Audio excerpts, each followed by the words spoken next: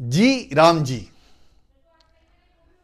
आखिर क्या है जी राम जी, जिसकी वजह से पूरी कांग्रेस पार्टी में भूचाल आया हुआ है, पेट में मरोड़े चल रही हैं, सड़कें जाम है, धरना प्रदर्शन किया जा रहा है। तो आइए जानते हैं इस बारे में कि आखिर है क्या जी राम जी। मैं दिनेश खंडेलवाल, जिला प्रवक्ता, भारतीय जनता पार्टी, शहर जिला अजमेर।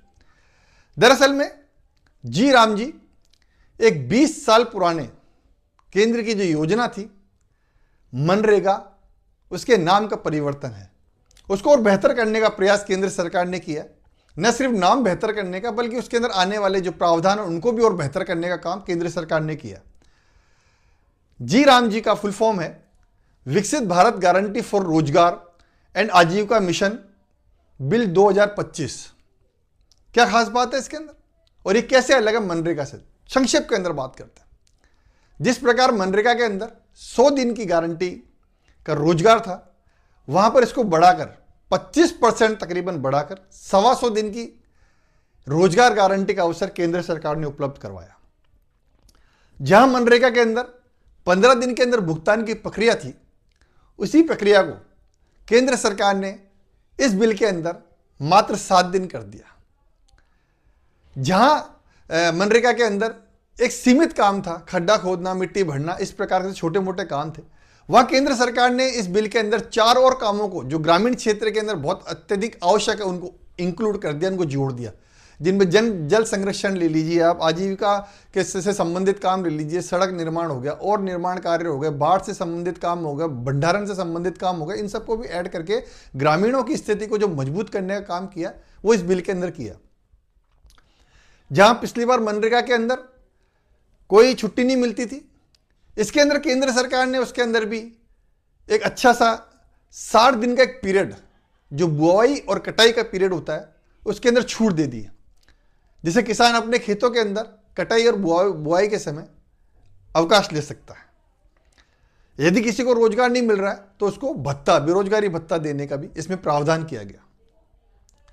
मनरेगा का विशुद्ध रूप, जो उसकी अशुद्धियां थी, उन सबको दूर करके केंद्र सरकार ने जी राम जी लेके आया। अच्छा, जी राम जी लाने से क्या होगा? जिस प्रकार 2011-12 के अंदर महंगाई दर 25% थी, 23-24 के अंदर वो 4.80% के आसपास आ गई। इससे जो आधुनिक भारत का निर्माण होना है उसकी ओर केंद्र सरकार का ध्यान गया। जहां पहले केंद्र सरकार 100% इसके अंदर अनुदान देती थी, उसको बढ़ाकर केंद्र सरकार ने दायरा उसका अलग कर दिया है। 60% केंद्र सरकार देगी, 40% राज्य सरकार देगी। पूर्ववर्ती और हिमालयी राज्यों के अंदर जो है वो 90% केंद्र सरकार देगी, 10% जो है वो राज्य सरकार देगी, और केंद्र शासित प्रदेशों के अंदर 100% जो है वो फंड केंद्र सरकार देगी। 1,51,282 करोड़ रुपए का वार्षिक फंड इसके तहत रिजर्व रखा गया, केंद्र सरकार भरेगी। बहुत ही महत्वाकांक्षी योजना है जी राम जी। यह गारंटी उपलब्ध करवाती है 125 दिन के लिए, 7 दिन का समय भुगतान कराती है, और पारंपरिक हाजिरी, जिससे फर्जीवाड़ा होता था, आदमी कहाँ है, कहाँ काम कर रहा है, कहाँ उसकी हाजिरी लग रही है, उसको रोकने के लिए इसको AI GPS तकनीक से जोड़ दिया गया है। बायोमेट्रिक हाजिरी का सिस्टम कर दिया गया है, रियल टाइम मॉनिटरिंग की गई है, जिससे न सिर्फ काम की प्रोडक्टिविटी निकलेगी बल्कि जो फर्जीवाड़ा वो भी बंद होगा, और समय पर 7 दिन के अंदर भुगतान भी सामने वाले को मिलेगा। कांग्रेस को इसी को लेकर पेट में दर्द है कि इस योजनाओं से तो किसानों को सीधा सीधा फायदा होगा, कांग्रेस का बहुत बड़ा नुकसान हो जाएगा। क्योंकि ग्रामीण क्षेत्र के अंदर जो है ये योजना जब पहुंचेगी और इस योजनाओं के लाभ जब ग्रामीण परिवारों को मिलेंगे, जब उनकी आर्थिक स्थिति बेहतर होगी, क्योंकि 25% सीधी बढ़ोतरी हो जाएगी, उनकी स्थिति बेहतर होगी, रोजगार के अवसर मिलेंगे, शहरों में पलायन कम हो जाएगा, गांव की स्थितियां बेहतर होगी, जमीनों की उर्वरक बढ़ेगी, तालाबों का निर्माण होगा, सिंचाई के क्षेत्र बढ़ेंगे, बाढ़ वगैरह से जो निपटने के साधन उपलब्ध होंगे, भंडारण की क्षमता बढ़ेगी, खाद्यान्न के अंदर सफलता मिलेगी, ग्रामीण को स्थानीय स्तर पर रोजगार मिल जाएगा, तो उनकी आजीविका में है वो जो वृद्धि होना निश्चित है, और आजीविका में वृद्धि होगी तो उनके स्टेटस के अंदर भी वृद्धि होगी।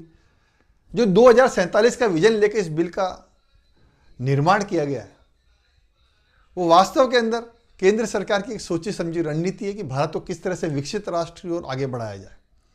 और इसी को लेकर कांग्रेस के पेट में दर्द है, इसी को लेकर वो सड़कों पे उतरे हैं। उनका मानना यह है कि इस नाम से महात्मा गांधी जी के नाम का अपमान हुआ है।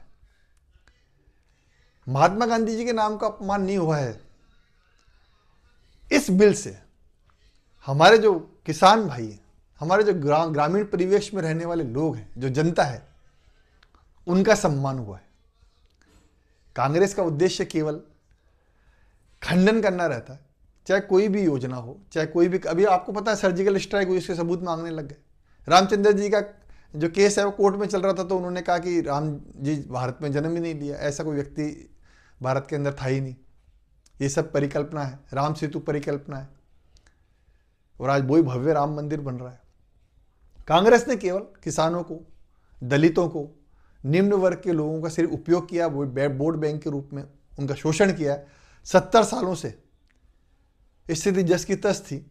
माननीय प्रधानमंत्री मोदी जी के आने के बाद में भारत की जो अर्थव्यवस्था है वो इतनी आगे बढ़ चुकी है कि अब उंगलियों पे काउंट होने लगी। और 2047 तक उनका भारत को पूरे विश्व में सबसे बड़ा अर्थव्यवस्था बनाने का जो लक्ष्य है, उसी का ये एक उदाहरण है कि उन्होंने ये जो बिल है वो बिल पास किया है। तो आप किसी भी भ्रांति के अंदर ना आए, ये निश्चित रूप से भारत की ग्रामीण परिप्रेक्ष्य को एक बहुत अच्छी ऊर्जा देने वाला, बहुत अच्छा आर्थिक संबल देने वाला बिल है। और इस बिल का हमको भरपूर समर्थन करना चाहिए और कांग्रेस की मांग को सिरे से खारिज करना चाहिए।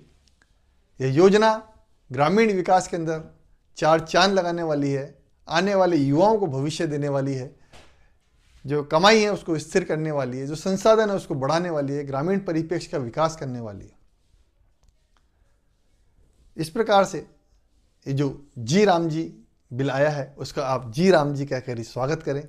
और निश्चित रूप से आप देखेंगे आने वाले 2 से 4 सालों के अंदर कि किस प्रकार से अर्थव्यवस्था के अंदर बदलाव होता है, किस प्रकार से ग्रामीण परिप्रेक्ष्य में बदलाव होता है, और हम सब उसके साक्षी बनेंगे। तो ये छोटा सा जो अंतर था, वो अंतर मैंने आपको बताया कि मनरेगा से क्यों बेहतर है जी राम जी, और हमें क्यों इसको अपनाना चाहिए।